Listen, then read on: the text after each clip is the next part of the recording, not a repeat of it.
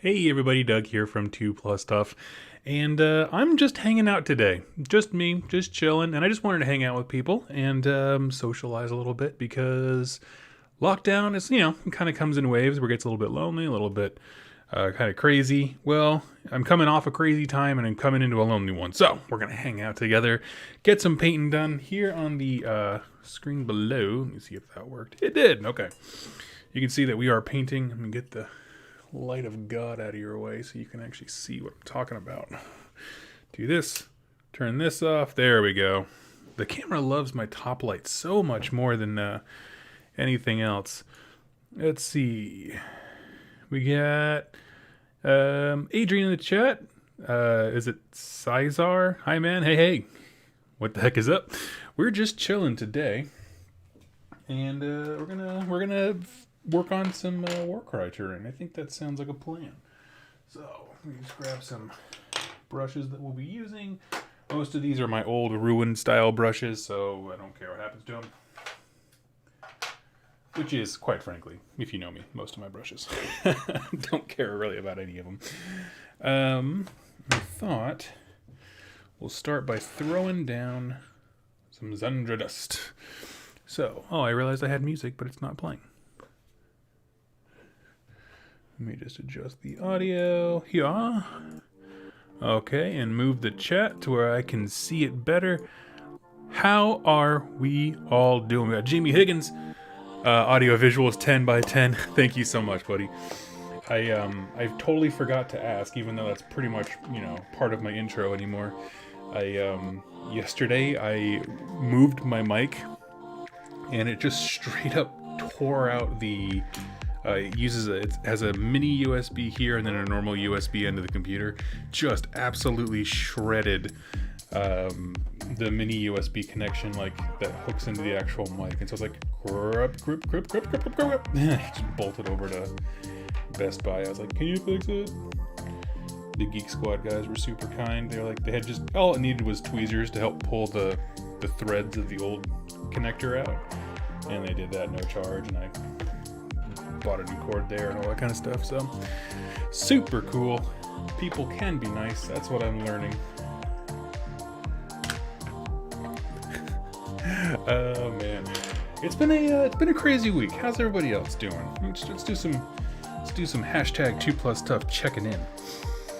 It's been a wild ride for me, friends. I will be honest with you. It's one of those things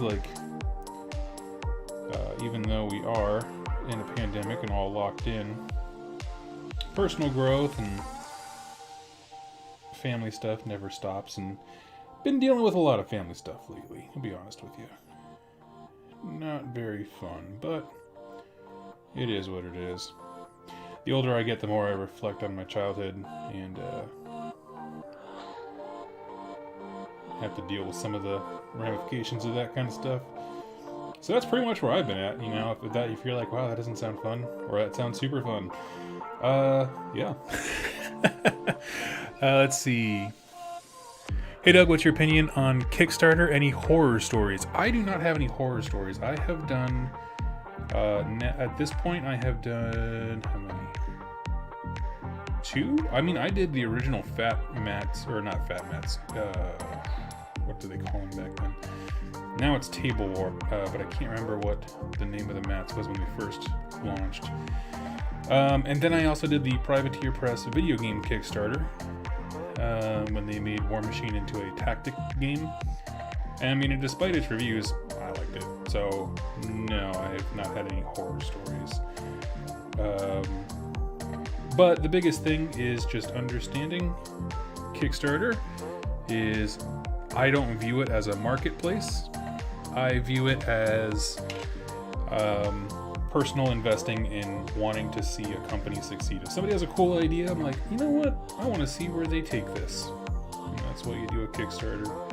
And that way you can ask, if you think about it like you're an investor rather than a customer, because again, their product isn't actually on the market, it's a pre-order type thing.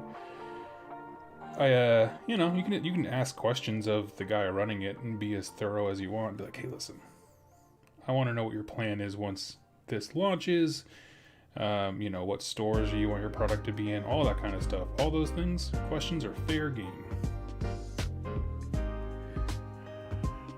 Let's see. So, yeah, Adrian, no horror stories from me, but I also don't use it like it's a eBay. You know what I mean? Like, you'll hear some people talk about, like, oh yeah, well, I picked this up.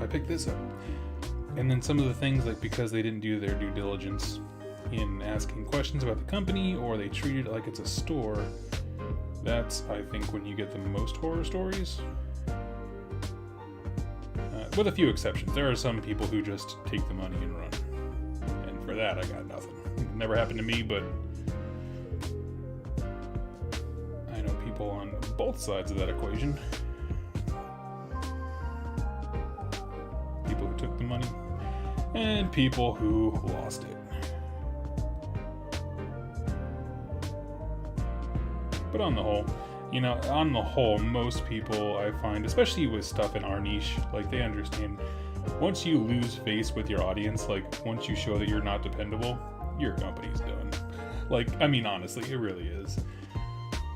With the exception of, like, Games Workshop, you know, having enough revenue to, like, turn the ship and reinvent themselves in a more consumer-friendly way that they did a couple years back. No other real company can do that because they just don't have the money behind it. Quite honestly, is how I view it. Let's see. Jamie asks, did you see the new Cursed City mini? I did. You know, I want me some Kurnothi.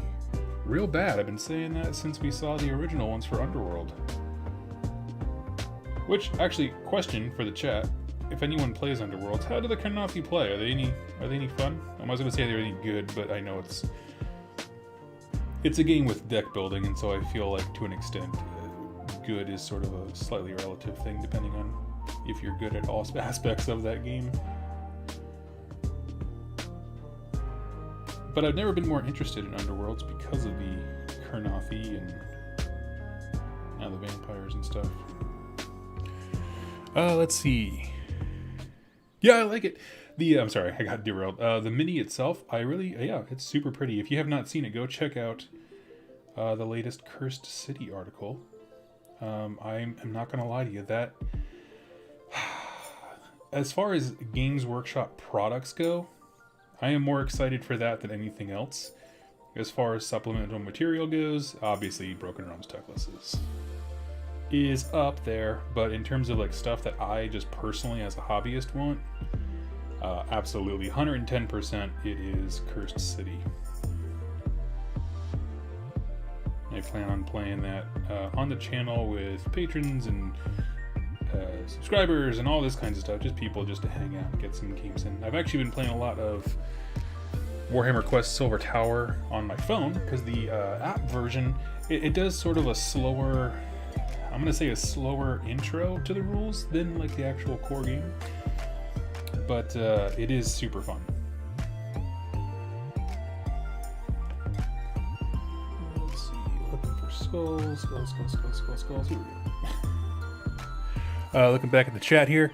Oh, buddy, Wargamer Willie, thank you so much. Hey, brother, hope your week gets better. Always loving the content and the live stream is much appreciated. Thank you so much. Thank you. The music is super loud. Is it? Okay, I can turn that down. I apologize.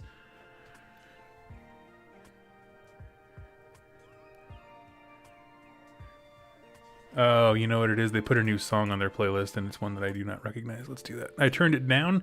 If it's still a problem, you guys let me know. I super appreciate it. Let's see. I missed a question, I think. Oh, from Brent. Got a new job in another town, working on the apartment application while trying not to question my choice at the move. This is a good distraction. Oh, buddy. Let's see. Got a new job in another town.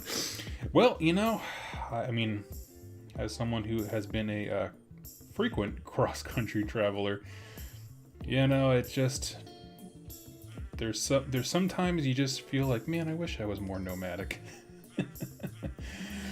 Oh man, I'm trying to break out of that though. I want to have some roots somewhere. But I understand. Moving's a big old thing. Big decision, but I can tell you this. The less of your life you spend in a commute, I generally, with the exception of really, really rough neighborhoods, believe that that's the right way to go, because you spend less of your time, of your precious time, in a car going to work and from it. There are, of course, exceptions, but yeah. Let's see. Am I missing anything? I'm not seeing any skeletons. Okay. Let's see. Biofly, I had a pretty good interview for a new job yesterday. Well, congratulations, buddy. That's awesome. That is awesome. I know several of my friends, it's just a rough season all around to try and find a new job, and on both ends, you know, it's not just like people out of work, it's also employers trying to understand like what does work look like anymore at our company. If you have the option to work remote, like technologically, like you're not a service industry job, then the question becomes like, okay, well now how does training work? You know, all that stuff. It's just, I have a lot of patience and sympathy for folks when I go out and it looks like they're struggling. It's like, you know, job training sucks no matter what, but I wouldn't want to be training right now. So good on you. I'm very happy for both of you.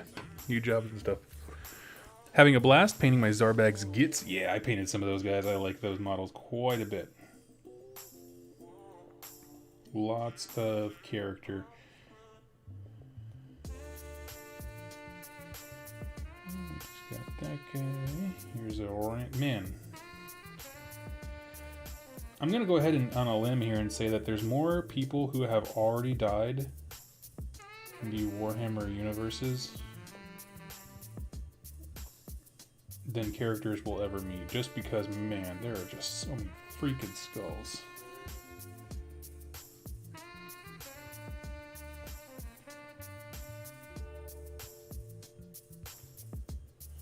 I don't know how skulls are, how common they are just to be randomly found in the UK, but we don't find a whole bunch here, I'm not gonna lie to you.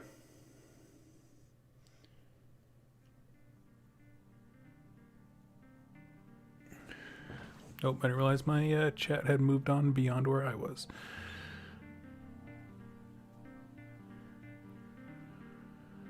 Jamie Higgins, do I write books? No, I am barely literate. No, I can read quite well. Well, that's not even true. I'm not a strong reader. I'm a strong orator. How about that? And I can be an idea man when it comes to like plot and stuff like that, but no.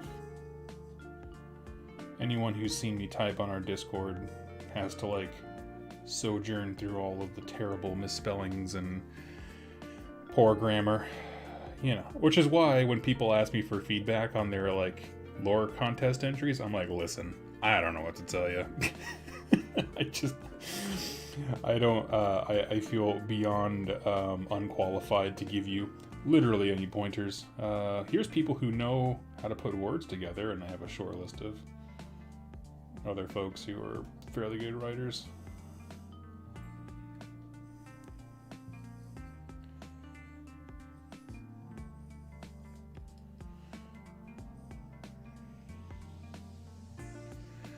I'm more of a storyteller type than anything else.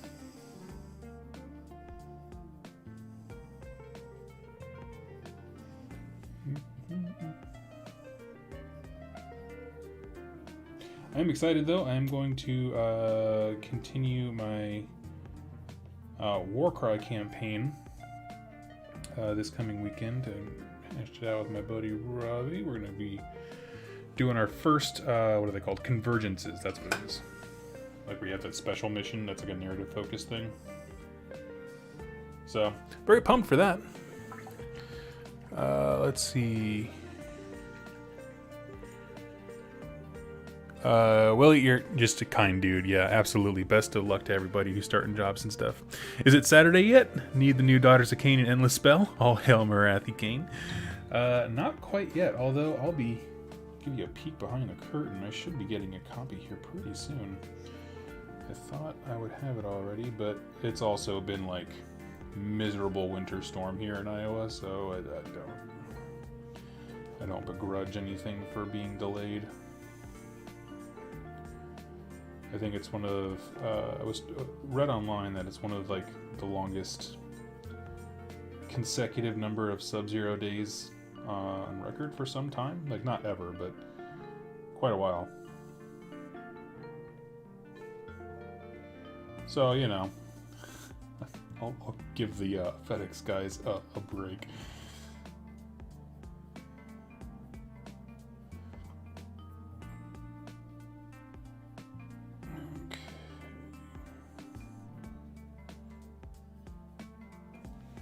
Let's see. Corn like this. Picked up a box of skulls around Christmas time. I don't think I'll need another one for a long, long time. Yeah, the actual like modeling box of skulls that they have for sale. Yeah, I have most of those, and I think I've added some to every army that I've gone through.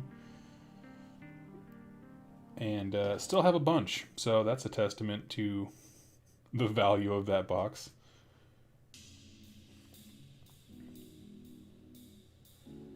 And in case anyone sees it and is like, Doug, what?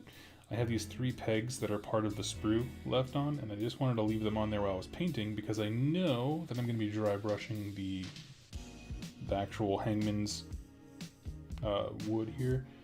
And so I wanted to keep that on there to stabilize it. Also, I'm going to say being locked up in a cage while you're standing up like this, I'm gonna say not ideal. Not my preferred way to die. Also, I don't know how well you guys can see it, but on this side of the model, there is a skeleton who's chained to a stone right here, and obviously he'll become more illuminated as I put his base colors of his bone on. But on the exact flip side of that same thing that he's chained to is the key. And I'm just like, oh, that's so savage. It's just like right there. But there's no way for him to get it.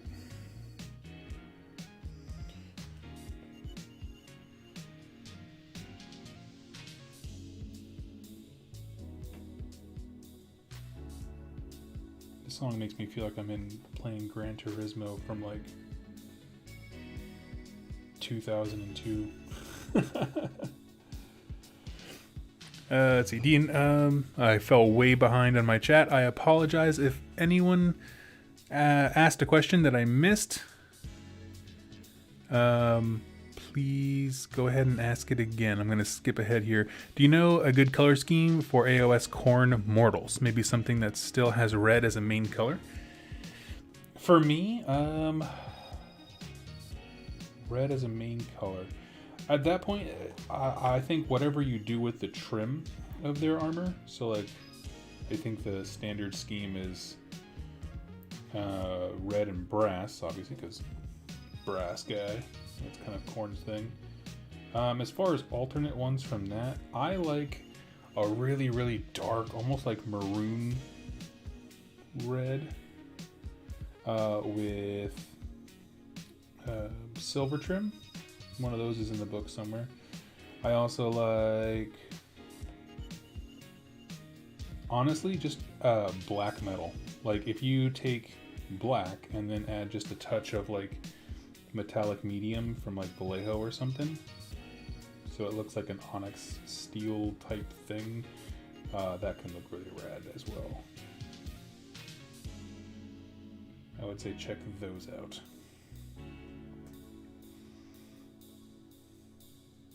Oh good, there's skulls on the ground by the skulls who are tied up places. I was starting to think this model was lacking. Let's see. Maybe a stupid question, but I'm going to pick some Skaven Plague Monks, and is it better to run them in a great Nurgle army or in a Skaven's Pestilence army? That is not a dumb question. I'm going to level with you. Plague monks are good wherever, but they're good at different things. If you're talking about plague monks in a vacuum, like just by themselves, probably Nurgle. And the reason I say that is because if you go Nurgle, you get access to the Nurgle tree, which allows those same plague monks to run and charge, which is brutal. I've done it to people a few times. It's nasty. But if you go Pestilence, well, then you can actually have a Grey Seer as your general. And then you get access to some really cool spell lores in addition to all the prayers of your actual plague priests, of which some of those prayers are pretty good. None of them are like game breaking, but they are pretty good.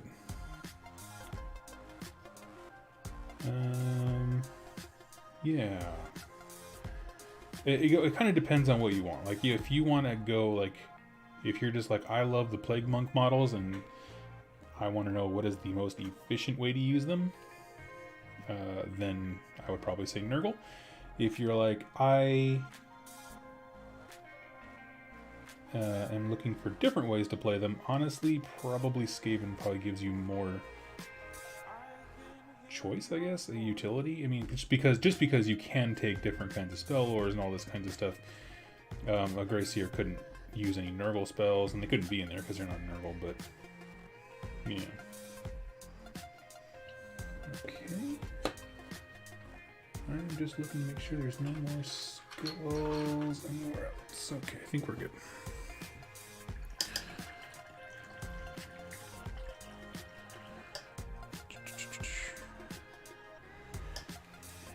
All right, let's see.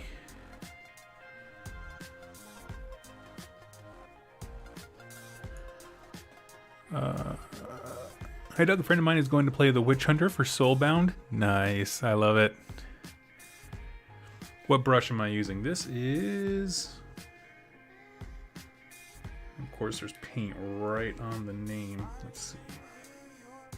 I only use crappy brush sets. I'm not gonna lie to you. The Artisan Shop. I'm pretty sure it comes from places like Hobby Lobby. Yeah.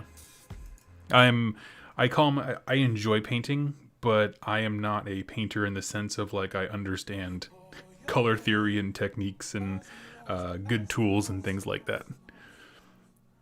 Let's see. Do you know any lore about the Order of Azyr?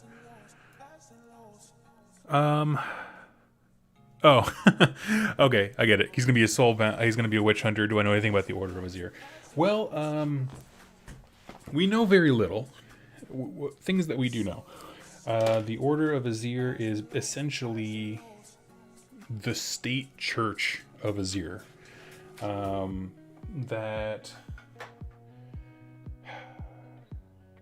Man, now I can't think of where I read it. It must be the Cities of Sigmar book. But basically, there's a line in there somewhere that, like, the Order of Azyr mimics, like, the government of Azyr itself. But it is more of an inquisitory branch. I'm trying to think.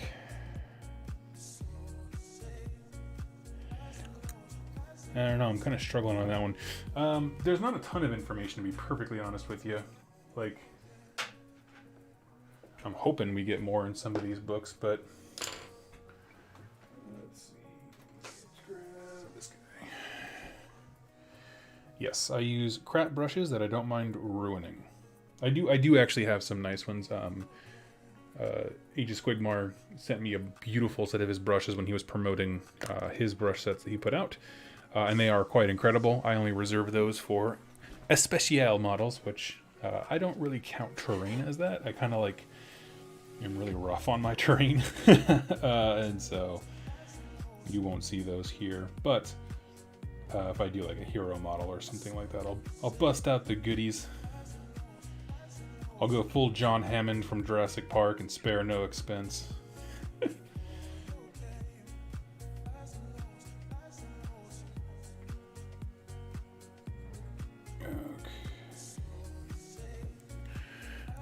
Thanks for the corn colors. Oh, you're very welcome. Yeah, so the Order of Azyr, yeah, we don't know a ton. We just know that it's essentially It is like a state religion, but that's kind of all I have. I mean, obviously, it's very much concerned with keeping chaos out, purity of the soul, that kind of stuff. Kind of slipped into my witch hunter voice from Vermintide too. Ooh, our neighbors are smashing stuff next door. I swear every day it's like they're remodeling something. Okay. Great alternate schemes for Khorne would be the main color is white, trim is gold, red is an accent color. Yeah, if you want to see that, go check out Rerolling Ones. I love Jack's Khorne setup. Basically, he went for the main panels of the army. He did like a bone type color, and it looks very good. Because the second you put any kind of wash in those corners, that kind of like Ushabti bone kind of color just pops. Looks like straight bling, and I absolutely love it.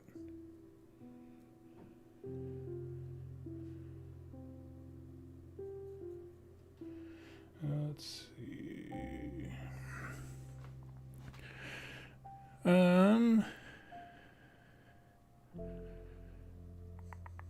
Bought 2 brushes and all the bristles are sticking out. Do you know how to fix this? Not really. Honestly, a great person to ask is Vince Ventrella.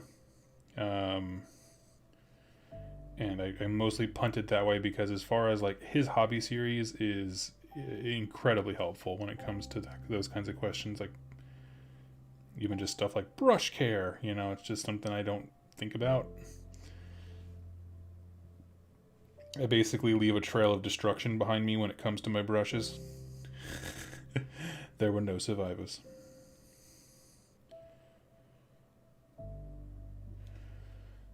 And then when I bring my stuff to the table, I'm like, how do you mean my army got tabled? I killed 30 brushes to be made. It's already got a good kill-death ratio. All right, let's see here. Vince is a god when it comes to hobby stuff. Do you ever think we'll see Cities of Sigmar, Cities of Death, or Cities of Chaos? You know, I don't know. I don't know if we will. However, I think Broken Realms Techless is going to be a fantastic insight as to whether or not we will. Because we do know that the story is about Techless going into Shyish to pick a fight with Nagash over the whole Necroquake business. And so, we also know that there are Cities of Sigmar rules in there. They didn't give us any like insight into what those are, but we know that it has them.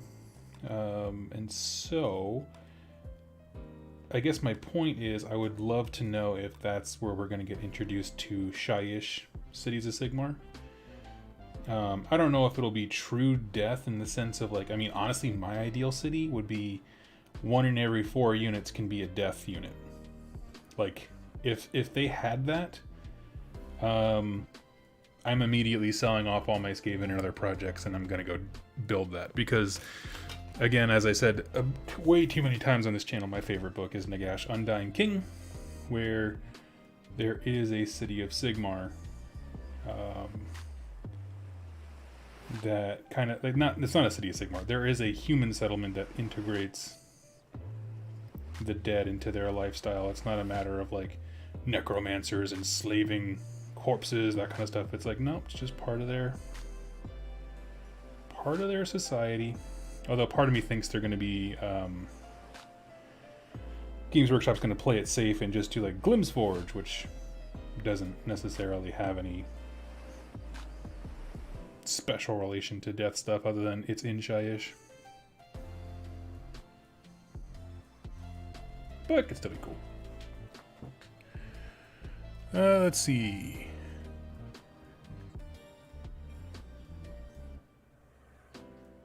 Do you think there's Broken Realms start collecting for Ossiarch Bone Reapers? Yeah, so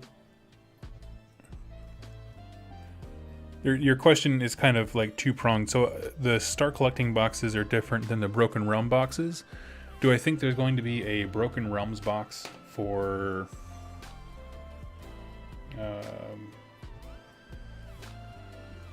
Ossiarch Bone Reapers? Maybe.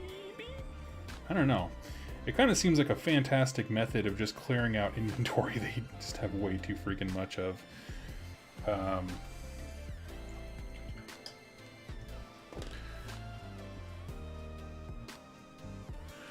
Let's see.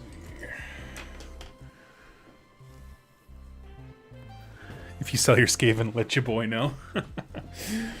We'll see. I have no definite plans on it yet, but you know, that's how every army sale starts.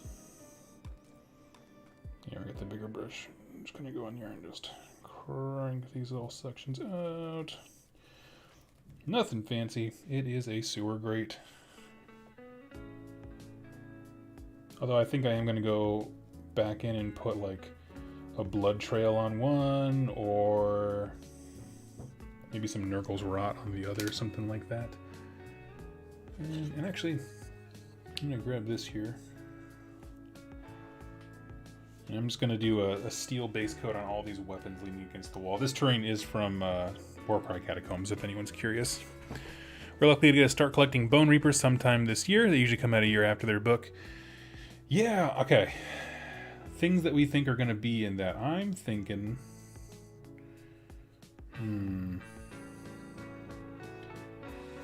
It would not surprise me if there was...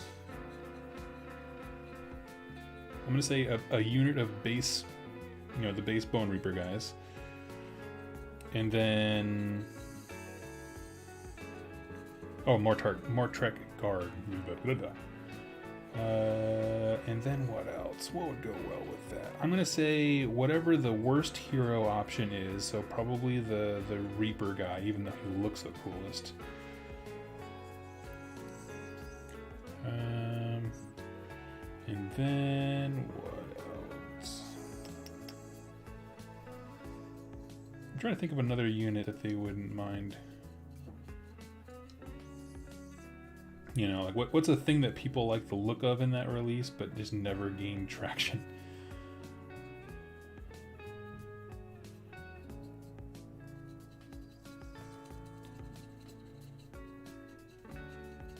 They don't do, I mean, it's not like Fire Slayers where there's like, you know, one multi-kit that defines the whole dang army. What do you guys think? What would you like to see in a start collecting Ossiarch Bone Reapers box?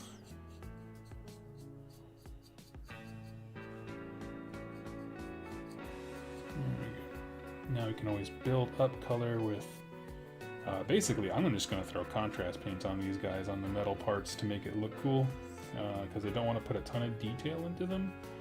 Again, it's scenery. For me, I tend to gloss over the details on scenery because to me, scenery should never like steal the show in terms of visual coolness. If I have one complaint about more recent White Dwarf battle reports, it's like these tables look so busy. There's so much going on because everything is painted to like a godlike standard.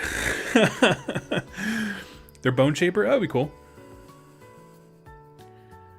We have lots of Cav and Nagash builds. That's cool. I mean, I love it. Honestly, if I was gonna do Bone Reapers ever in my life, it would definitely be a cavalry army, because those models are just terrific. I mean, just absolutely. I don't remember if there's any metal in this one. I don't think so. No, it's all stone. This guy, I love the forearm dudes. Yeah. To be honest, anything that resembles the Iron Jaws layout is perfect. Battle line, heroes, less buffer, and heavy unit. Agreed. Absolutely agreed. I mean,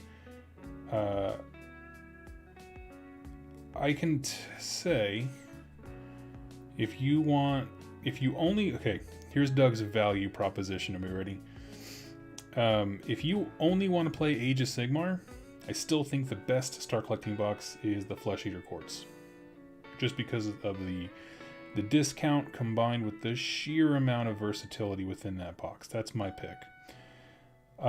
If you are interested in all Games Workshop games, so things like Warcry and so forth, specifically Warcry, I'll be honest, Beasts of Chaos is number one. You're going to use all the units, And if you're playing Beasts of Chaos, you get that huge Cygor kit as a monster that you can actually play as a special mission.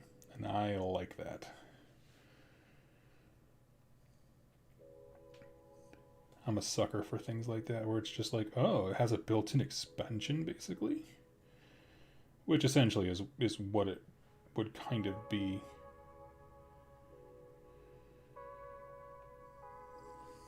But yes, you are correct. The Ironjawz one is fantastic for that reason.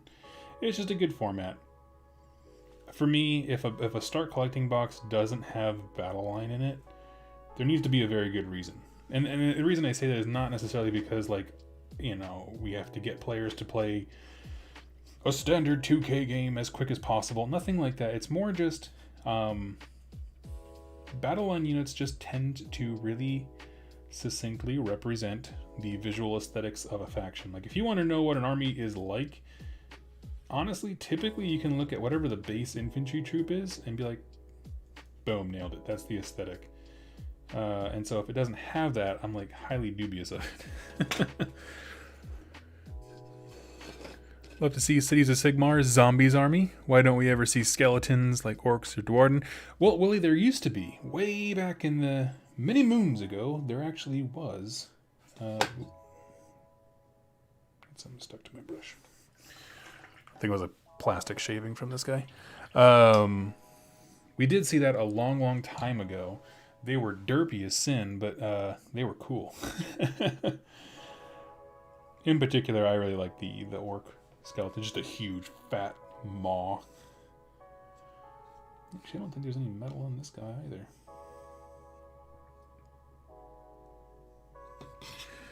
Okay, and then there's just him.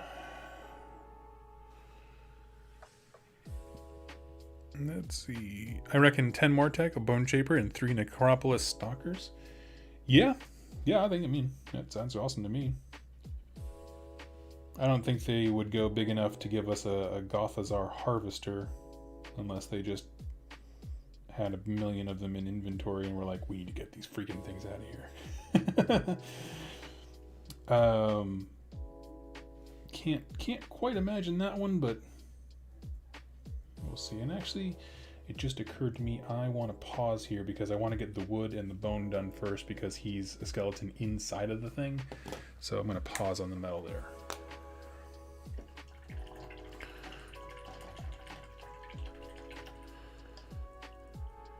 Alright. Okay, what are we doing now? We gotta get Seraphon Sepia. Gotta wash these buns. Let's see what this. Good morning, good souls. Anyone else excited for Curse Breakers and Underworlds Online? Oh, did they add Curse Breakers? Did I miss a news thing?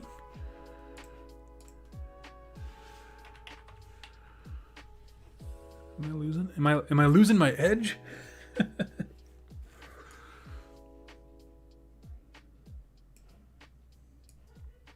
Okay, let's see. What are your thoughts on the Idnith Decrim Warcry pack? Let's see what that is. Oh, do you mean the cards?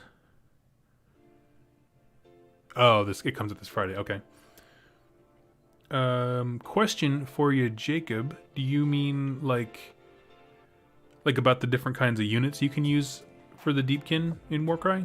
Because I'm not seeing. I don't think they put out a special box just for the Deepkin.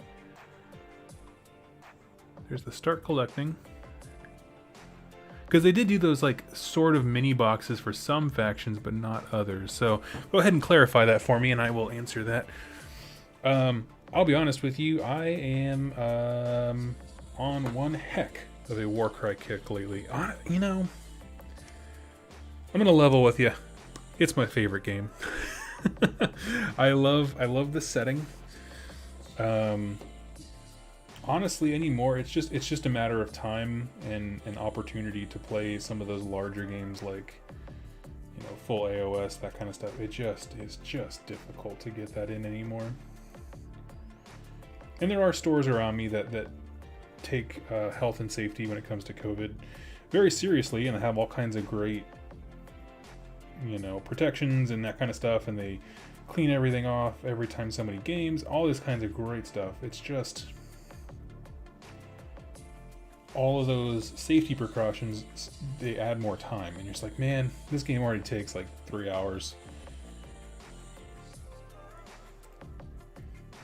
But you can saddle up and crank out 2 awesome games of Warcry. I'm a happy man.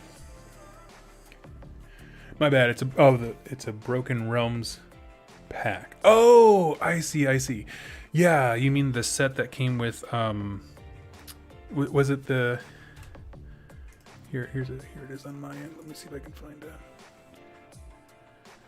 Yeah, it's like what's his putts and 2 sharks, right? The Blood Surf Hunt. Okay, yes. What do I think about it? I remember my book's not near me.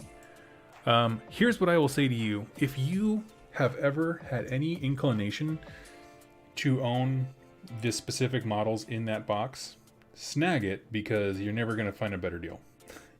Unless it's like a holiday Christmas bundle for Deepkin, which they did, I think, last year. Or the year before, I guess, technically now. So I would say buy it. And then, I don't know. If you're playing Deepkin and those units interest you, they really are a fantastic all-in-one thing. I know it's partially for clearing inventory. I know it's partially for just helping GW out. But honestly, like the way that they've rewritten the Alapexes, I think they're wonderful now. They have some real purpose on the table. Anything that can make your opponent cuss pretty much means it's good. Let's see. Hot Pockets, exactly. You essentially get a free shark, which is dope. Yeah, exactly. Oh, Austin nailed it. In terms of price point, it's tough to beat. Again, it's one of those things, if you're like, man, I play Deepkin, but I really hate Alapexes, well, then don't buy it, right? You're not going to enjoy it. They're not must-haves right now, obviously. But I do think that if you like the faction and you like collecting it, it's a no-brainer. It's really good. And there were bones on this. Okay, Doug, I have 2,000 points of Iron Jaws. If I wanted to start playing Warcry, what should I do? I want to get in as cheap as possible. Adrian, here's what you do. On Games Workshop, what do they call it? It's not Agents of Destruction. Let me get the actual... I'll give you some real info here. So you already have a Iron Jaws army, so you just need a few things to get you going. I'm going to assume we're passing on terrain, like that you have some access to terrain. Don't worry about using the specific terrain of Warcry when they make you flip the cards. Honestly, I never liked that part, if I'm super honest with you. Let's see, rules, that's what I'm looking for. Rules. Okay, yes. Biofoot nailed it. There's a book called Harbingers of Destruction. It has rules for all of the destruction armies, including all the different like optional side quests and mercenaries and stuff that you can do, that you can use for them.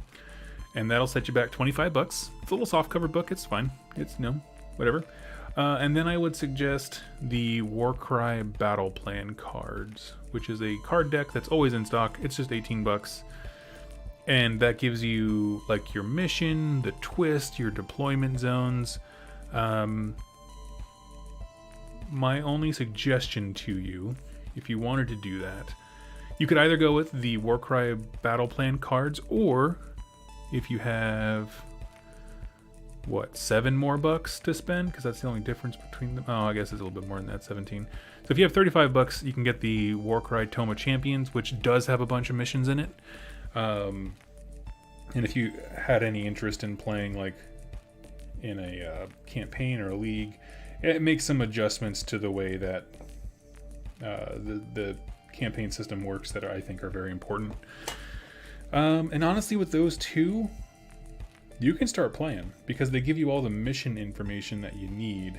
It's just a matter of, looking at what the battle plan, like terrain layout is, and being like, okay, well, how can we recreate something moderately like that with terrain I already own? Like, honestly, that's pretty much what we do.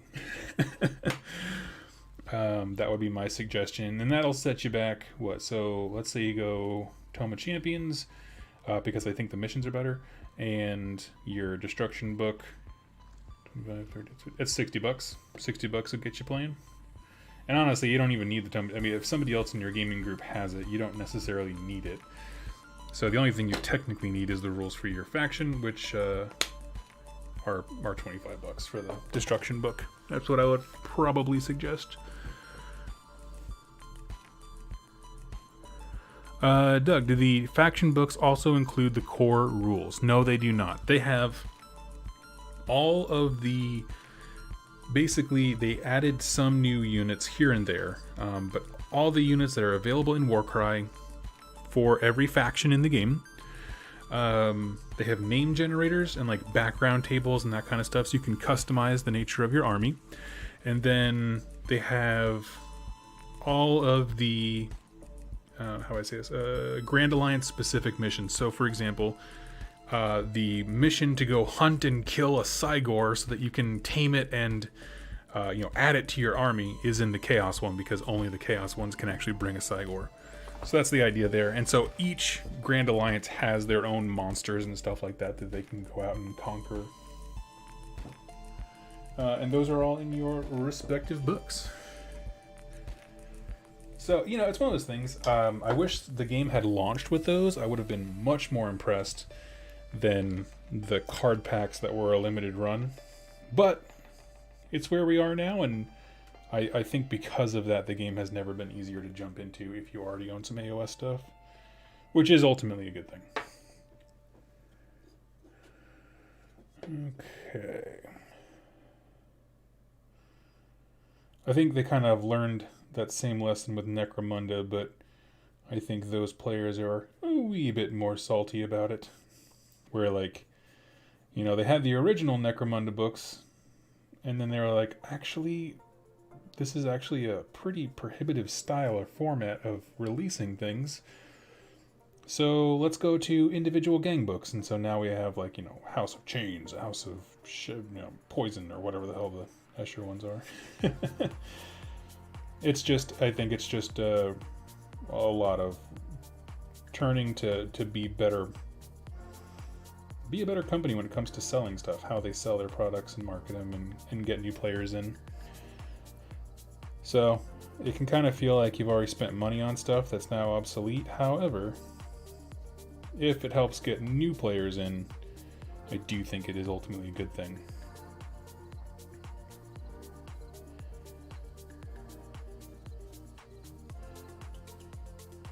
It just sucks sometimes. Won't lie to you. Let's see. So the core Warcry rules are kind of a pain to get through GW. I got it through the Catacombs box, but the EE version isn't great. Yes, I'm sorry. I kind of assumed that you had a group you were playing with that somebody could loan you a rulebook. If you need the rulebook, how much is that? Let's see. Rules. Oh, I don't even have it listed as a separate thing anymore.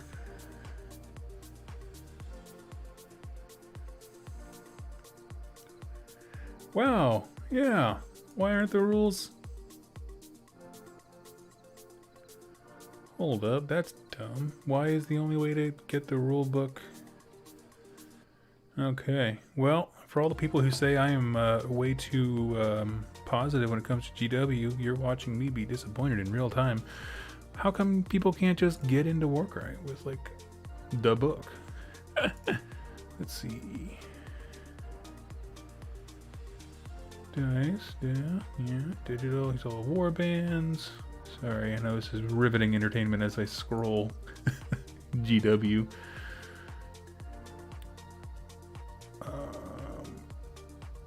I don't know. That is the strangest thing. part of me, I mean, honestly, part of me wants to believe they're gearing up for a second edition, if I'm honest. Like, that's what I want to believe. I don't know if it's true. But, like, they keep putting new stuff out for it, and they seem to be supporting it. Very weird that you can't buy the rulebook.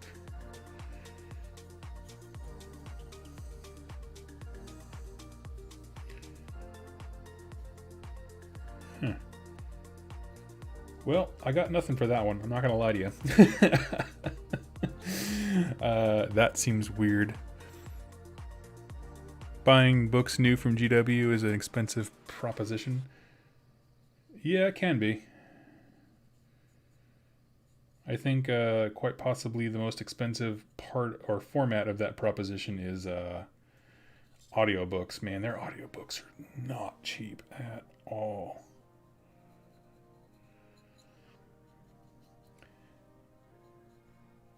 And that's why I'm like, thanks, Audible, for existing.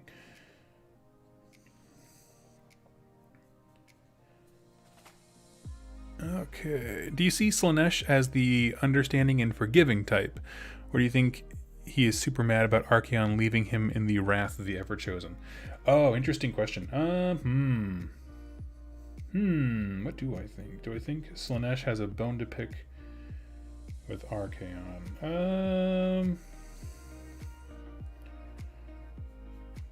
I don't necessarily know if he has a bone to pick with him in regards to that, but because I mean, you have to remember, like, there were Slaanesh demons who were with Archaon that also went back to the 8 points. So I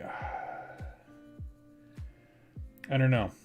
Because part of me is like, well, I could definitely understand Slaanesh being like, okay, well, you know what, they found me, so even if he had to turn back now, I'm going to be free soon, which is true. So I guess it depends on how impatient he is, which I'm going to probably go on a limb here and say very, very impatient.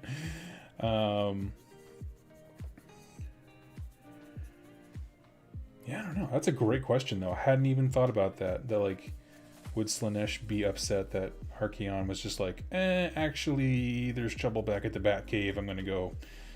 Peace. And then just ditched him there after like the centuries-long struggle to find him. It's just that I don't want Catacombs messing with my stuff, you know? I have my DVR set up just the way I like it, so I'm gonna go ahead and head back to my camp now. And Slaanesh is like, no! Yeah.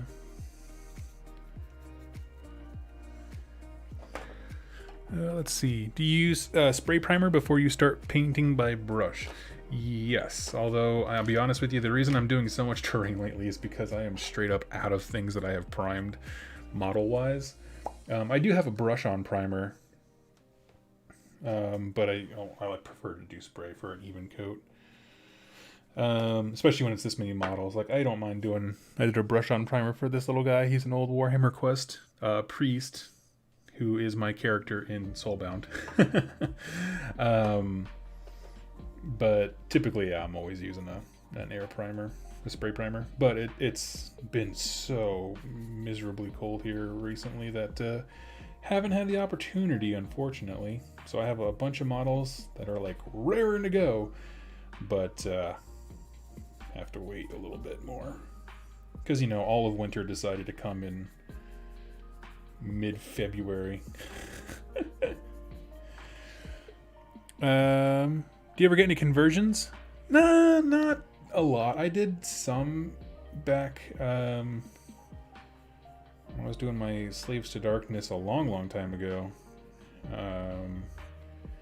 But I'll be honest with you, I typically don't buy models unless I like the way they already look. Like, I don't look at models on the Game Workshop site and I'm like, oh man, if I only did X, this would be amazing. Like, no. If I have to do mental gymnastics, I'm like, I'm not buying this thing. I like it for what it is. Typically, if I do any conversions, it's because I want to have multiples of a model that only has a single sculpt. just because I want them to look different on the table, but that doesn't happen too terribly often to me.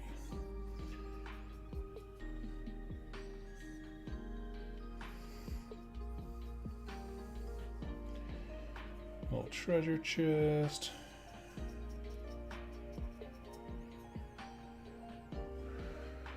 Don't sell yourself short. You've altered your whole Nurgle army. That's true. Well, I didn't towards the end, I'll be honest. When I got to those last few units, I was like phoning it in just a smidge.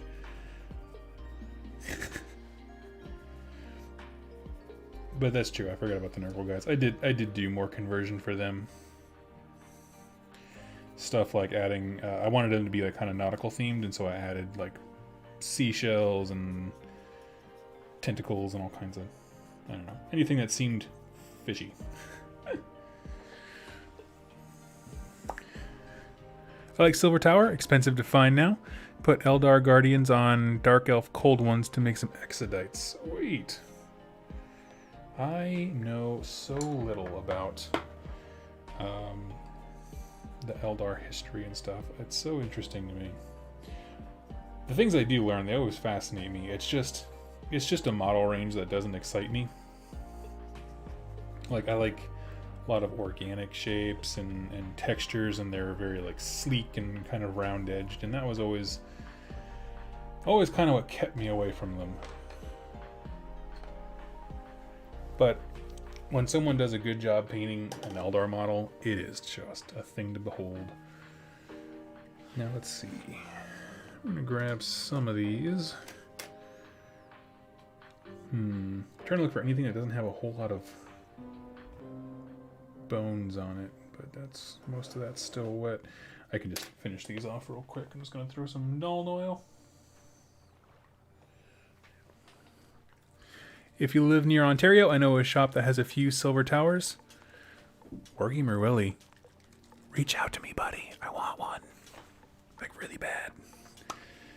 And I'm happy to give you all the Canadian fun bucks you need. But, I don't live near Ontario, though, sadly. But I would absolutely love a set, if it's possible. I would also pay for shipping.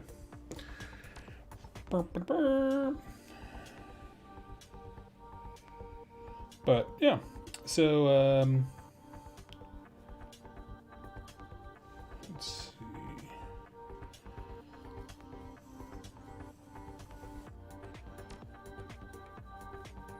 Okay, I'm just throwing some stuff in the cracks and creaks here. That piece is done. I always do like those little. Let's see.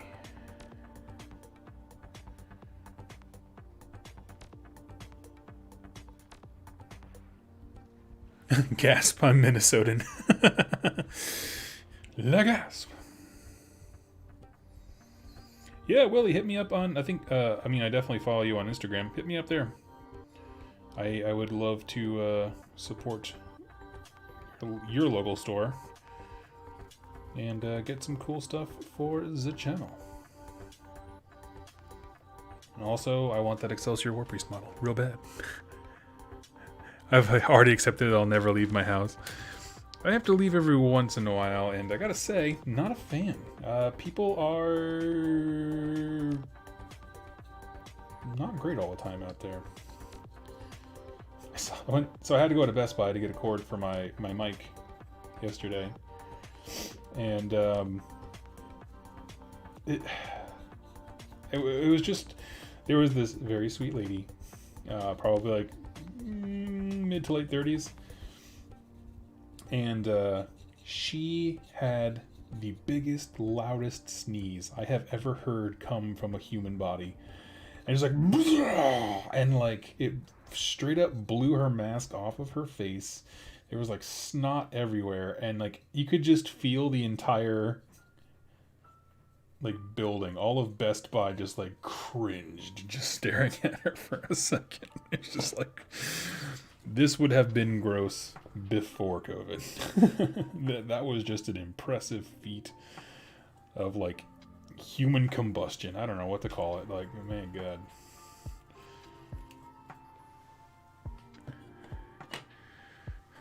What paints am I using? Right now I'm just doing Null Oil. Just doing a little wash on the metal bits here and there. I try to alternate what I'm painting so that, like, you know, at this point the wash on the metal parts can dry, and then I'll switch to something else. That is gross. I'm sorry. I'm sorry if I grossed you out.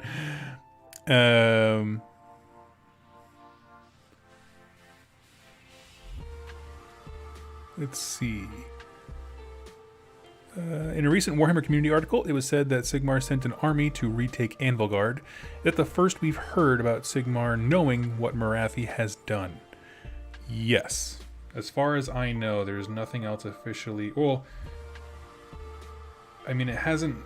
Morathi seems to understand that Sigmar knows, but we haven't seen much in the way of, like, repercussions or something like that. So, I'm assuming yes.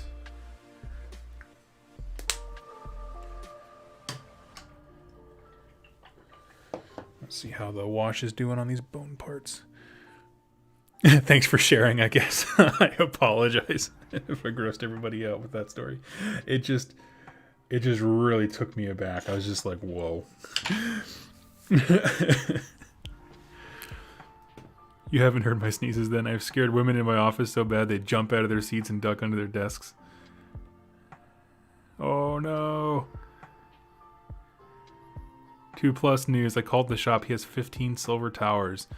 Man, I don't... yes, please, Willie, throw me down for one.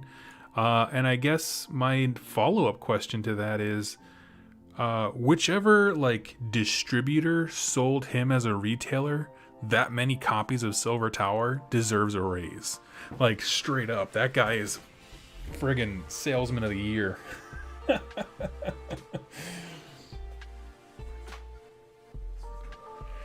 He's just like, what do you want? Oh, I want some 40k stuff. No. The kids don't like that anymore. Kids are all about this game called Silver Tower, and he basically gets the retailer to buy, like, what, 40 boxes of it?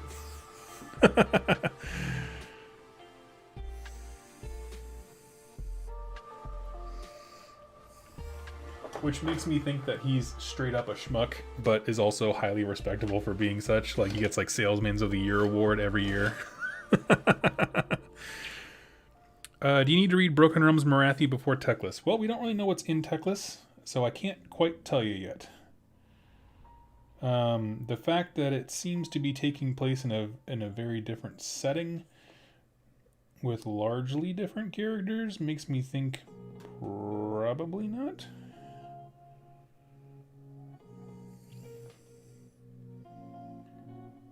But I cannot give you a firm answer as no one has seen it yet.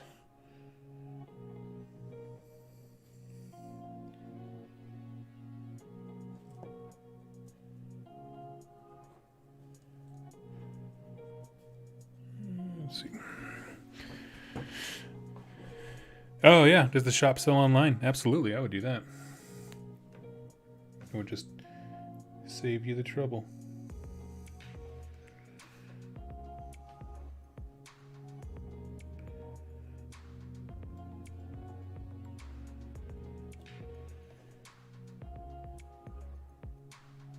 I guess an equally important question then would be, do they ship international? Because that would make a heck of a difference. If you just had to be in Ontario, nope. I only sell to my countrymen. Hey Doug, love your channel. I try to keep up with your live streams when I can. Warhammer has been a great escape in bad times. I go through, I just want to say your channel gives me the same sense. Oh, buddy, thank you so much. That's super kind of you. It means the world to me. That, honestly, you know, that's why I love doing it. Like, I was saying when I first kicked on the stream, it's been a rough week emotionally for me. Dealing with some family stuff and working through a few things in therapy, and it's just like, it's been a lot. That's why I've been more quiet lately. But, you know, it's part of a greater healing process. Point is, rough times are all around. Everybody's going through them. So, You just gotta be kind. There's no way around it.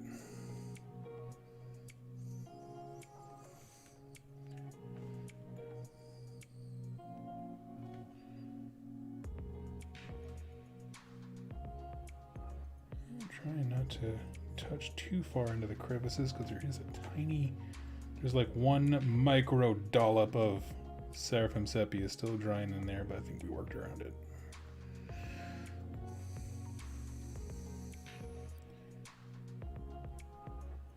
There we go. Let's see. Is it bad to collect 3 armies at the same time? No. Not at all. The only reason I don't do it is because I don't want to have that much Warhammer stuff around me and in storage. I think it would stress me out. So that's why I sell everything.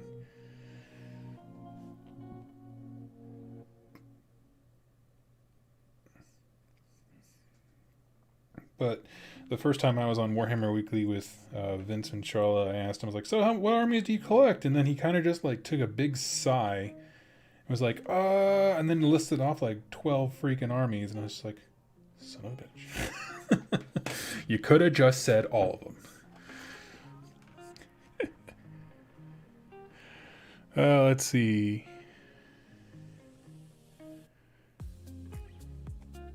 Thanks, Doug. Hope the very best for you. Thank you, thank you. Anyone else hyped for Warhammer Quest Curse City?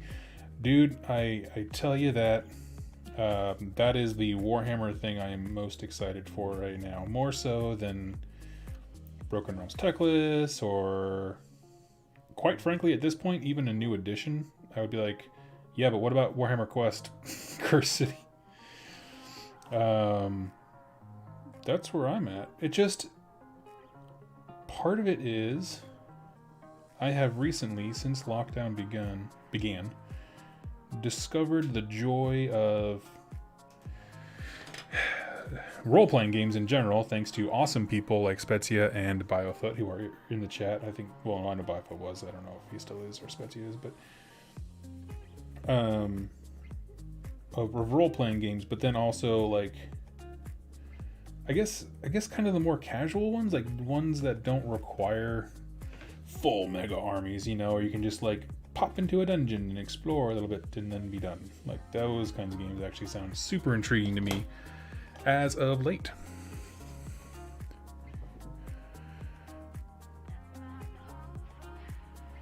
Don't watch the GMG's 3rd episode of In the Studio where Ash goes to a storage locker and rummages around boxes. Yes, I saw that. I see. That's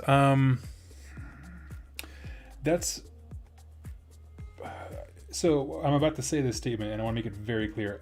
I love Ash Barker. When it comes to like my hobby getting ahead of me, I never want to be that way. I never want to have a storage locker. Like just in general, I don't know. I guess I don't value enough stuff to know, or I don't value stuff enough to be like, yes, I'm going to pay rent on more stuff just to keep my stuff there whilst I work on other stuff. Like it just seems like very overwhelming to me. But all power to him. I know that he honestly, he uses so many of the games that he plays because he does like the old Throwback Thursday type things where he plays like out of print games and it's so cool. So that, again, I can't emphasize enough. I'm not like ragging on him for having a storage unit full of models, but it's just something that it would stress me out.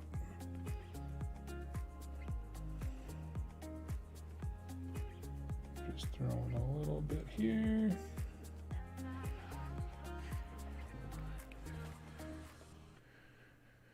Let's see. Love your show. Oh, thank you, thank you. What RPGs do I play? Thank you, Spezia. You're here. Okay. Love you, buddy. You got me started down a very, very deep road. So all glory be to Spezia, and then Biofoot's being awesome by GMing a Soulbound game that I'm in. As far as what RPGs I play, I have only ever played Spezia. Were we playing 5th edition D&D?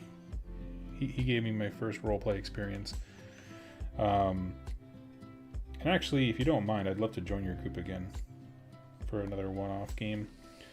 I gotten a lot more of my feet underneath me when it comes to the role-playing aspect that I enjoy quite a bit.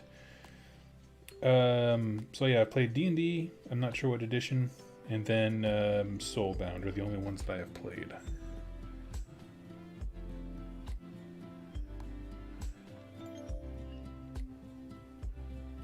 So I'm by no means an expert or a connoisseur.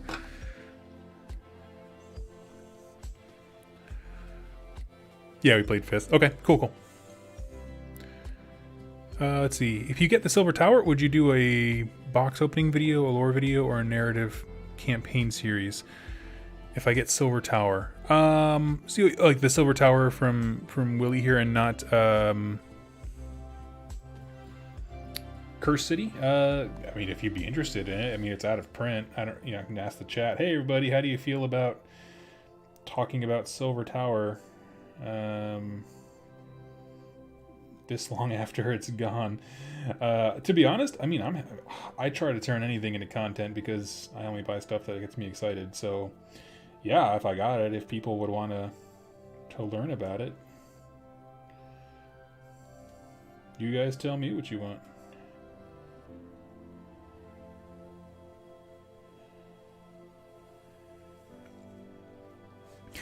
Do it. Let's see. Oh, thank you so much, Petya. When you get Silver Tower. Oh, well, thank you, buddy. I would love to get it. If it doesn't pan out, that's all right.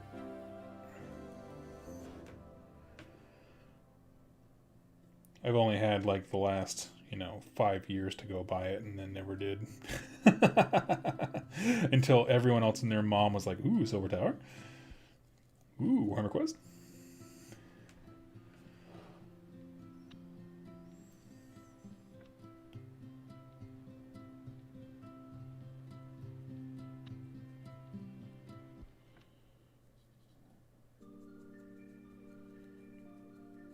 Okay.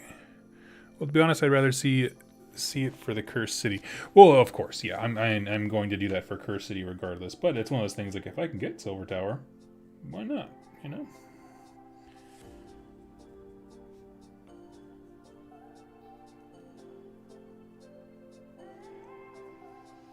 There is no shortage of content opportunities.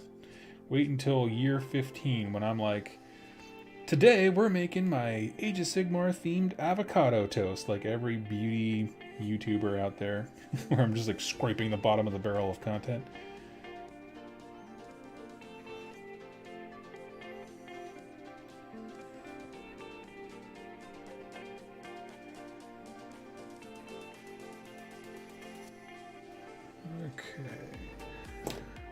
Okay. Got the bone bits done. Nice. Let's see. Do you know a good way to convert Golgaz Stoneclaw? Why is that name familiar? There's so many orc names and they all sound the same. I'm so sorry. Is he Stoneclaw? He's the guy who like talks to himself basically, right? Do one for good old Hero Quest first. I don't know anything about Hero Quest, like the actual game that I'm assuming started it all. Don't know a darn thing about it. That's going to be one that would be the hardest to find, I would imagine. Let's see. I'm just going to get the letter trim here. Okay, chat's choice. This is why I like doing live streams. Yeah, Doug reads the phone book. There's little letters and stuff like that etched in a illegible language going around the trim of this. What color should that be? I want it to have a little pop of color. I was thinking like red, blue, green, something like that. What color should the text be? Warhammer Quest is still remarkably similar to the current Warhammer Quest games. Okay, cool. Mechanically, that'd be great. Not even messing around. I'd love recipes of the Mortal Realms. Oh my gosh. Gold. Ooh, interesting. Would be gold, purple, like a bright brick color. Okay, so kind of a brownish red. I mean, honestly, that kind of sounds like a muted gold. Yeah, absolutely gold. You could paint like fire, brass.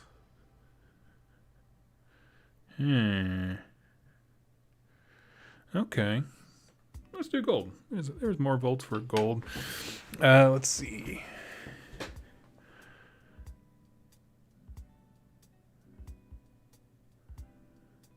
Actually, in Hot Pockets. Oh, man, yeah.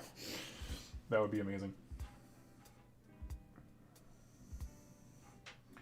You know, I'm actually going to use a Balthazar gold because I do want it to be darker. Again, I always like having dark terrain. Let's see.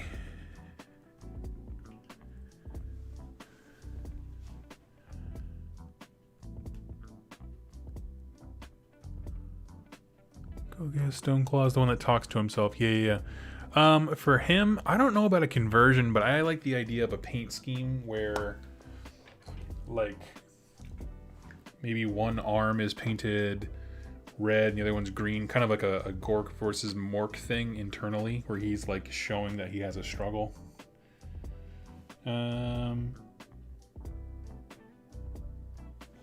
That's kind of the only thought that I have that comes to mind, to be honest with you, because like they don't really articulate a lot of what he's got going on.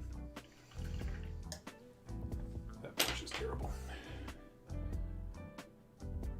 It's weird. It's like I bought cheap brushes and they're not good.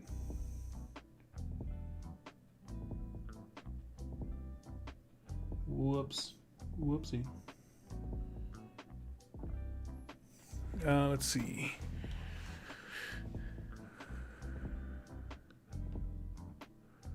Okay, now a whole bunch of questions came in at once. Let's see. Radis, bro, what is your personal favorite faction in the lore? Ooh.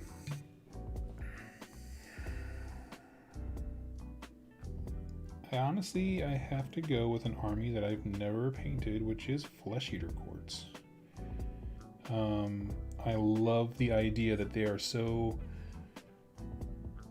divorced from reality. You know what I mean? Like, they're just broken, and that, like, we read AOS books, and it's this big, grandiose fantasy, but it's like, even within that, they are on their own little grandiose fantasy that's all inside of their own little freaking heads. And, you know, I like it because they're a great mix of, you can pity them and sympathize with, like, they're just stuck. At the same time, you can look at them and be like, you guys are disgusting monsters, and you'd be right in both ways. And that's like legit tragic.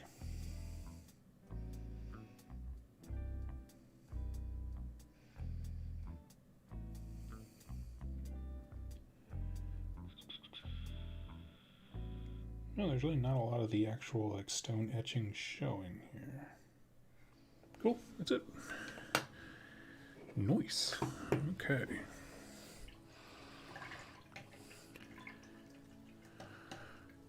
Let's see. Anyone else wondering why they didn't sell Scott Growlington separate? Yeah, I don't know. I guess they just didn't want to do anything with them. I have no idea.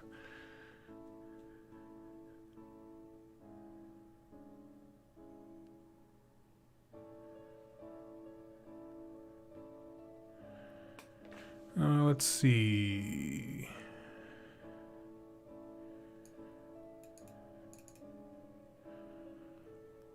I'm just making sure I didn't miss any questions. Thank you, everybody, on your replies for the color. Complaint. So, UPS. How you gonna email me 4 times in the last 2 days that my Red Feast and Slaughter Priest is coming today, and then now be like, JK, winter delay. That's kind of where we are. Like, I was expecting to get some stuff in yesterday, but nope. It's like, JK, it's cold outside. We're like, well, yeah, I know it's cold outside. It sucks outside. And that's fine. Things can take extra time. Totally cool. I'm not super impatient. This is nerd crap. It can wait. But also, just tell me. Oh, man. All right. Next question for the chat, and this time there's going to be more than one winner. So, scattered around dang near most of this terrain is a series... Oh, there's a piece of metal I missed. Is a series of vases, glass bottles, things like that. Throw out some colors, very simple ones. I don't want to spend a bunch of time painting a bottle. Of things that you think would look super cool. Like in terms of, I want to see a green bottle, that kind of stuff.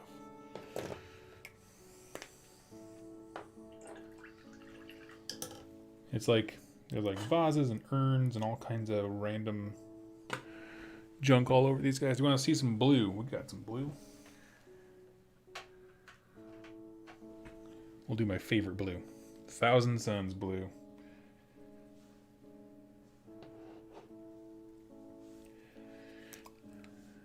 What was the question?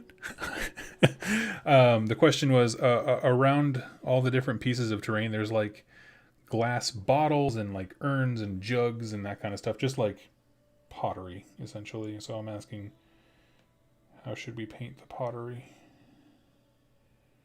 And so there are multiple answers in that.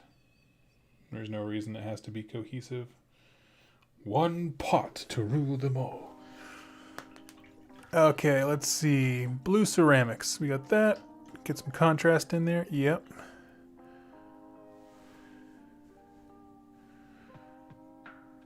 Will you cover any new Seraphon lore? Oh, absolutely.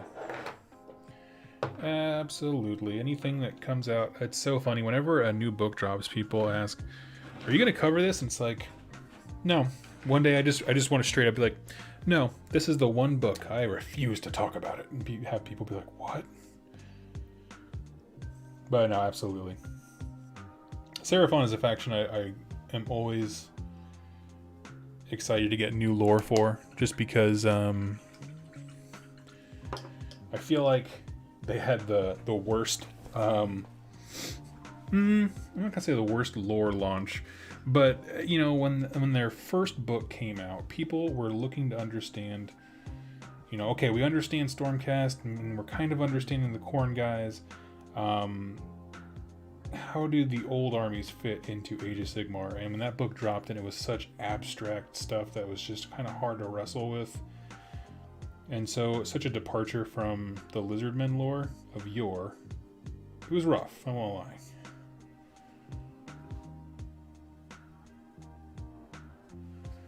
Okay, now my goal is to not have two of the same colored things on the same piece of terrain. So this one's got a couple bottles.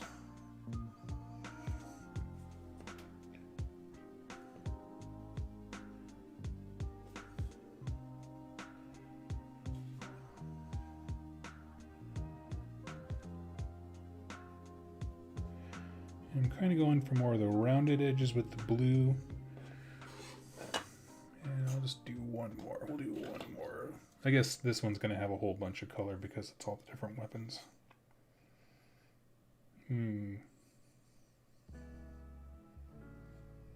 Yeah, that one's going to take time. Okay, what else we got? This one's done. And that one's got a bottle left. Okay. Sorry, let's take an inventory of what all is actually left to paint. No bottles on this guy. Okay, let's do that jade one, right? Get some orange in there. Whoa.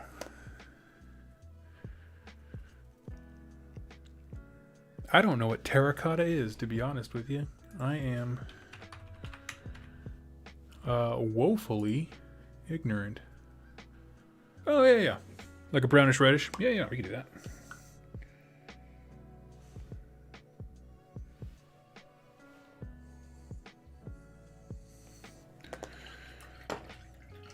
Let's see. Are the Broken Realms books like a novel with some new rules in them? So the Broken Realms books are essentially campaigns. What that means is, in the first portion, it tells a story.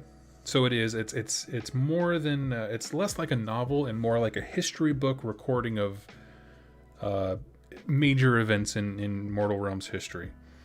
So it's kind of like factual, has like a larger perspective than you would normally get from like a Black Library book. That kind of stuff. But then next to that are a whole bunch of missions that allow you to recreate the events of the story. So it's like, hey, if you wanted to partake in these events, here's the forces that you would need, here's kind of some mission outlines, and usually they're very fun missions that have weird, you know, goals or victory conditions, that kind of stuff. And then in the back of Broken Realms Marathi, they gave us a whole bunch of like new rules and war scrolls and that kind of stuff, which they don't do for every book.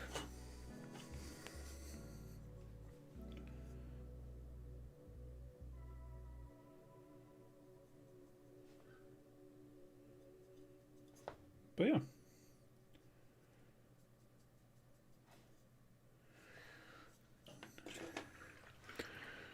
yeah. Doug, how do you keep your paint pots that clean? My paint pots? Do I keep them clean? I feel like I am the messiest painter known to man.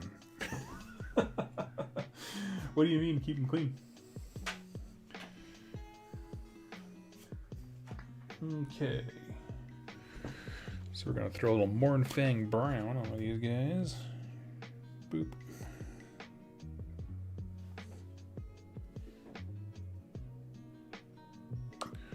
I feel like most painters look at what I do in abject horror.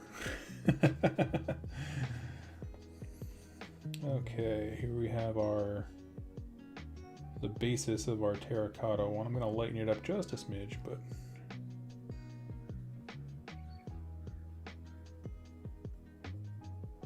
gotta get that base color on there.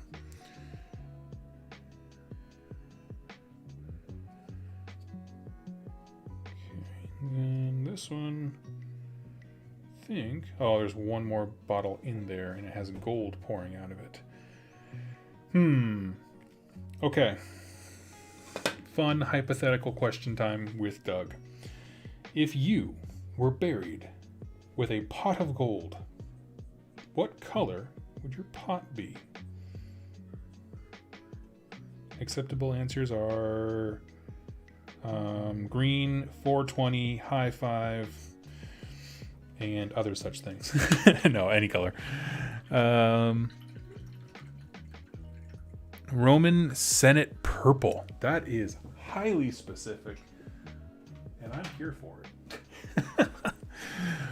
Gonna bust. Well, there's gold pouring out of it, and so I want to keep them looking separate. So no, I was actually gonna reach for the gold, and then I was like, but then it would kind of like blend together, which, you know, I guess people who are wealthy enough to be buried with gold would also want to buy a gold pot to put their gold in, as evidenced by former President Trump's gold bathroom. If you've ever seen that, you can see it online. He literally does have a gold toilet.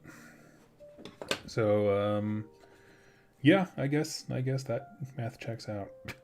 Gold people like more gold. I don't know what to tell you. We got some purple in there.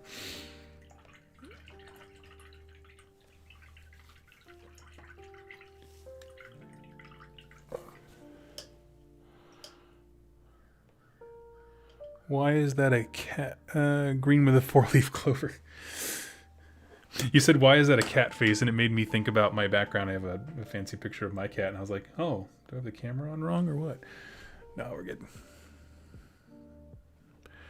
I get so mad when I saw that the new orc model this week just means a new book is coming out with new rules I gotta memorize. I don't think that's true. Like, I don't... The new orc that's coming out is for Warhammer Underworlds, and I have heard no rumblings of a new battle tome for orcs.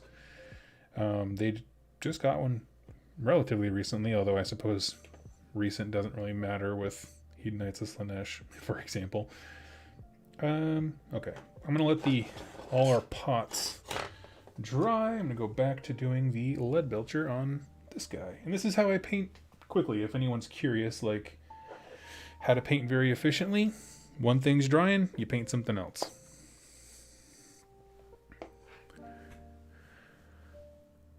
So I wouldn't worry about a new battle tome anytime necessarily soon.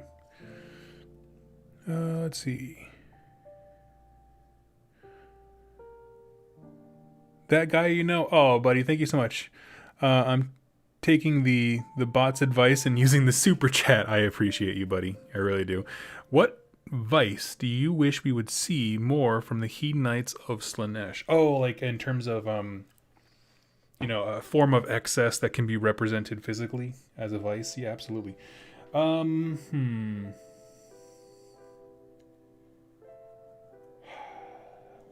vice? I don't really know. I mean, part of me is like gluttony. You know, they have the fat guy in his cart now coming out. But then I'd honestly, I'd love to see like ogre gluttons. If we're adding to it. What else would I like to see? Honestly, my favorite part of Slaanesh lore, and I've mentioned this, I think it was the last live stream I did. Oh, I was playing Vermintide. Was if you go into one of the lower layers of Slaanesh's personal realm of chaos, like his own little nugget of hell, there's a point you reach where you open up in front of the big stadium full of soldiers that you are given command of. And the idea, the temptation is, think of all the good things that you could do for the mortal realms if you only had this army under your command. And then the idea being, obviously, you would fall for the trap and give into Slaanesh. But the thing is like, I don't know how to represent that. Like, that kind of, it's not just hubris, but the desperation of like, if only I had the power to change things, I would make them so much better. And the tragedy of that always backfiring. I don't know how to model that, you know?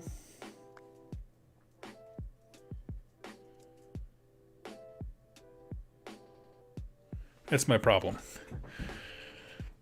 Let's see. But it's a fantastic question. So if anyone can think of a way to turn that into a three-dimensional sculpt, you win, I guess. I don't know how I was going with that, but yeah. I mean, when I think about aspects of Slaanesh that intrigue me enough to like give the model range more than a passing glance, like I have been, it's ideas like that of just, I love, you know, fantasy is obviously a wonderful way to tell relatable moral stories, but set in a world, you know, that can kind of exaggerate them to crazy proportions, but you can still learn a very real lesson from them. And that's always been one where it's like someone wants to use your desperation to do good, and it gets all twisted and muddled.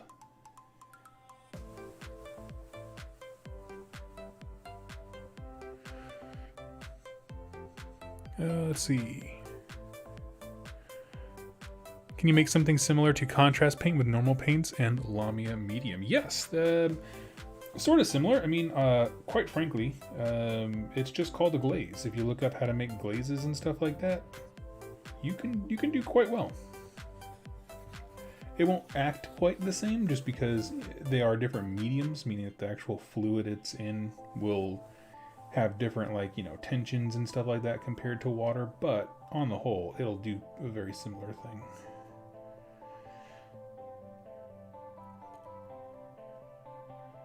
Turns out Games Workshop doesn't actually like bottle magic whenever they make a contrast paint. But it is a nice little quick way to get this very similar effect. On the Vice, you could have a sturdier,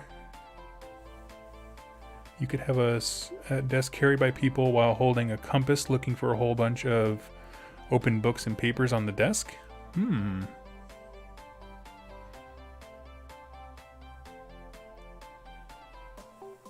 You've convinced me. That would be awesome. Oh, thank you. Yeah, I honestly, I love that very relatable drama, even though obviously it's in this ridiculously over-the-top fantasy setting. They're just like, I could make the world such a better place. And Slaanesh is like, yeah, you could, totally. This army's totally yours.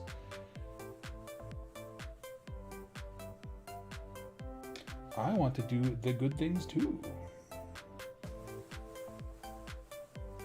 Even though you just walked through like 8 different layers of hell to get here, don't pay attention to that. Everything's totally cool. It's pretty much how I feel like all Slaanesh discussions go. Like, because once you get to that point, you've already passed through a myriad of bad things.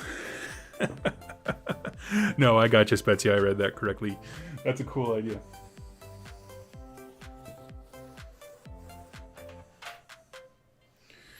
Okay, we're just gonna do the lightest of dry brushes on some of these wood bits. Pride could be fun for Slaanesh. I'm imagining just someone weighed down with trophies and medals and awards. Oh yeah. Yeah, I mean someone who's obsessed with, studying like magical lore and that kind of stuff, being surrounded by books. That all makes perfect sense. Let's see. Oh. Give me one sec here. I'm gonna swap out the old battery.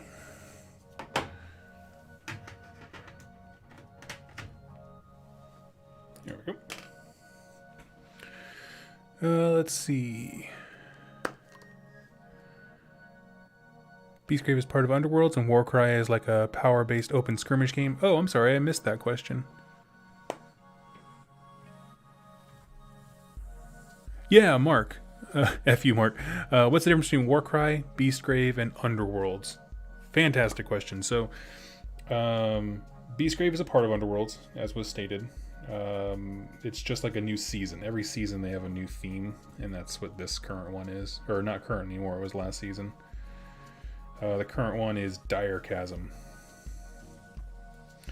And then, what else is there? So, there's that, and that is a...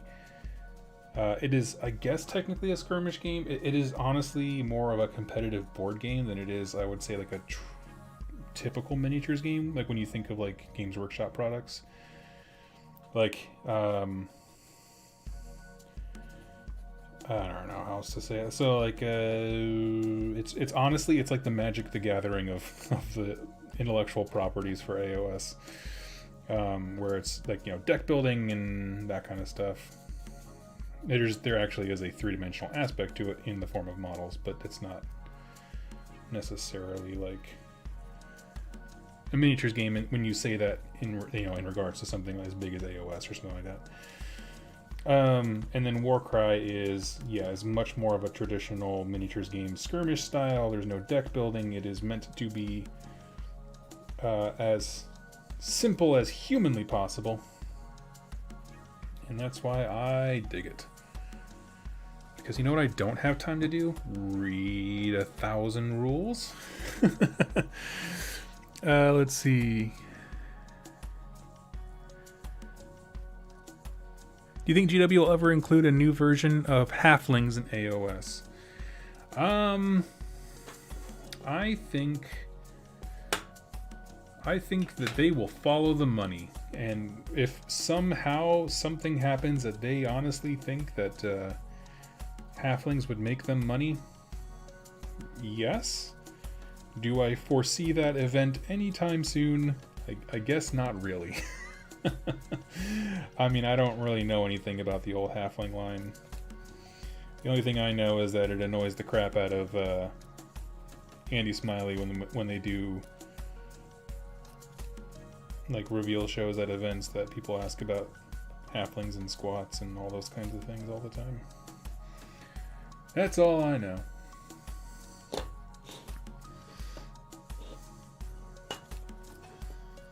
For some reason I thought something else had wood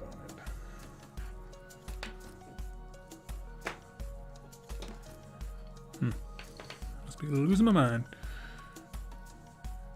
1,000 rules is the reason I had to drop Infinity.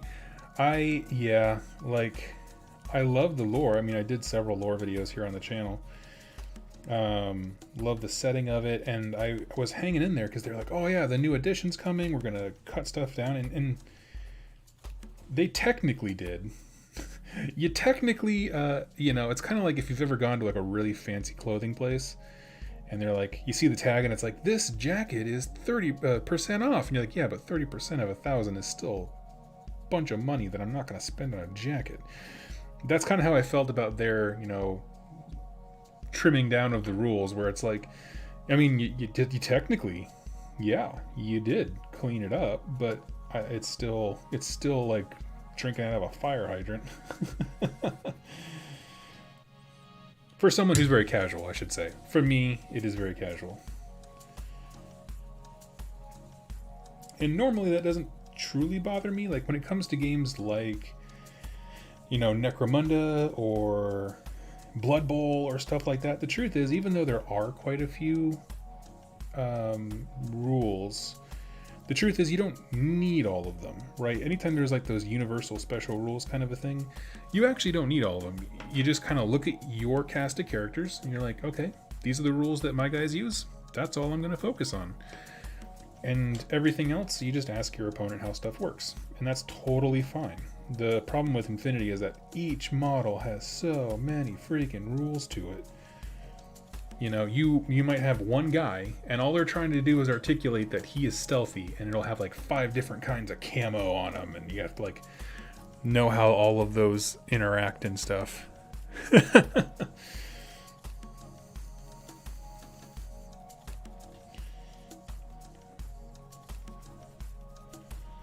me a second, just doing some aggressive dry brushing here, working out our frustrations in the world.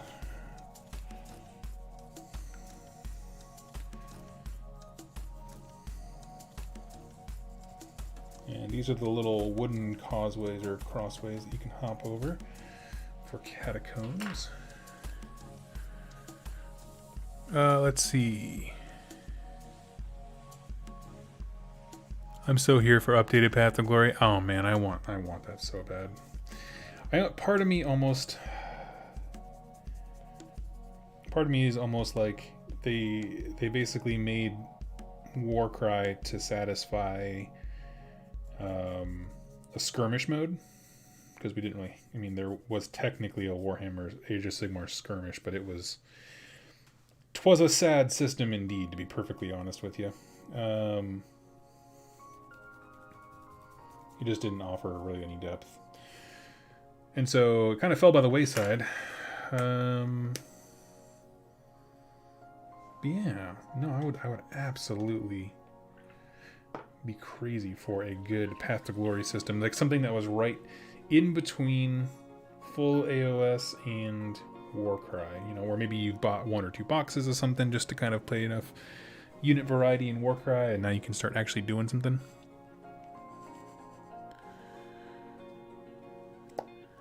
Can you play games the Warhammer shop with converted and kit bashed minis? Yeah, as long as it's, I mean, honestly, the rules, as it explained to me, is that it's mostly Games Workshop kits.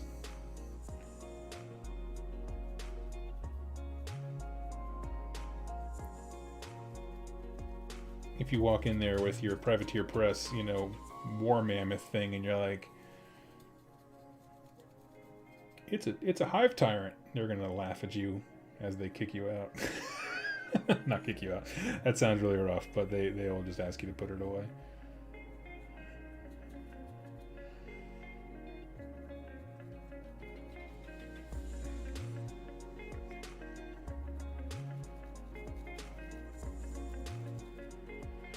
And just getting all this steel, not doing too much work into it because we're going to rust it up here in a sec.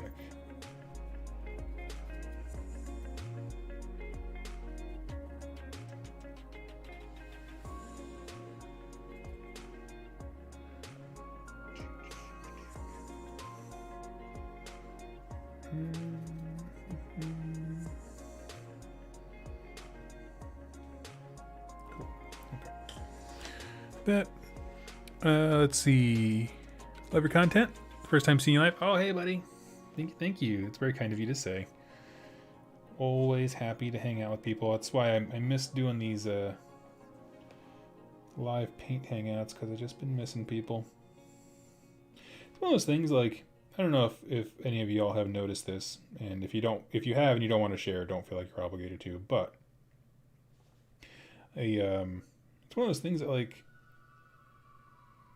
with being stuck indoors so much since obviously last year, I guess I just feel like loneliness just kind of creeps up on me sometimes, where I'm just like, man, I'm like really bummed. I'm like, I think I just need to like hang out with people. And that's why I did this today. I was like, you know what?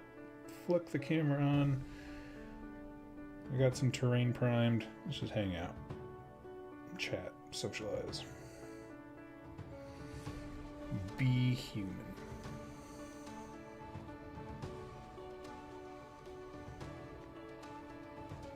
So I totally get it.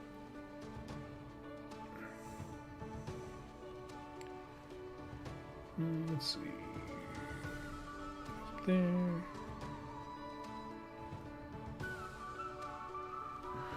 Let's see. It's made from a GW spruce. What's legal? Yeah, I mean, honestly, if you're really concerned about it, and you actually play at a Games Workshop store, because I think I've only ever played at one like once. I would honestly just ask your store manager locally. They're not going to be, they're real people. Like, they're not shocked that other miniature companies exist. Just ask and be like, hey, listen, I made this. I really love it. I'd love to participate, and if you let me, buy a pot of paint or something from, and just kind of like be like, hey, listen, I'm not just trying to duck out of like paying money. I made something that I really enjoy and I'd like to play with it. Unless it's like hyper egregious, I can't imagine any store manager being like, get the hell out of my store.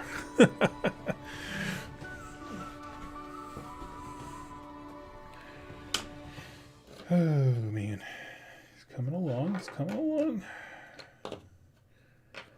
Okay, now let's refocus. We're gonna go back to our pots. So let's see what we need.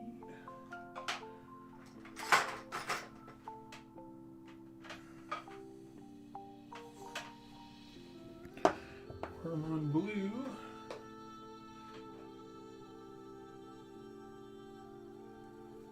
We need Warpstone glow, and I'll do Skag brown for our basic pot. Oh, we had a purple one too, didn't we? Gene Stealer purple is the only purple I got, apparently.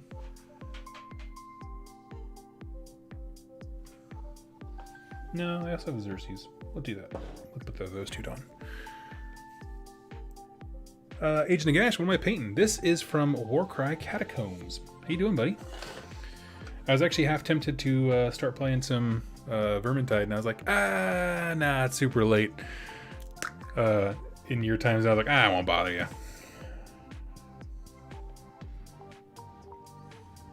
I might still later today, but you'll be long asleep.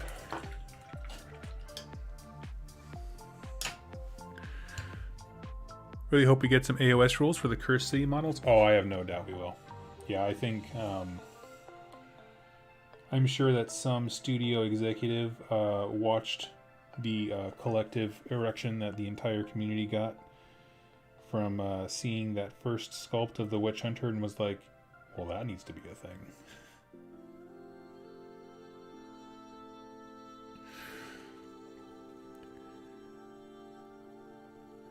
How are your two coffins attached? Mine are separated. Oh, let me see. I'll grab it here in a sec.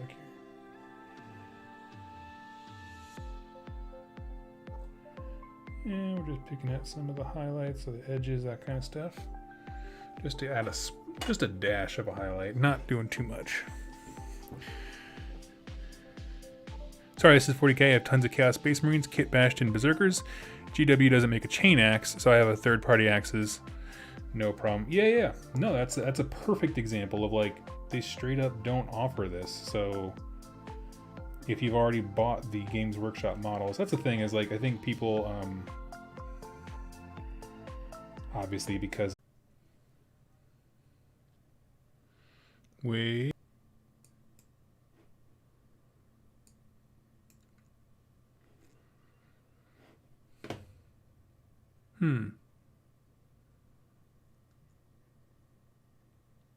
Aha. Wait, I think I'm back. I got you. No visual or audio. Okay, let's see. Boom.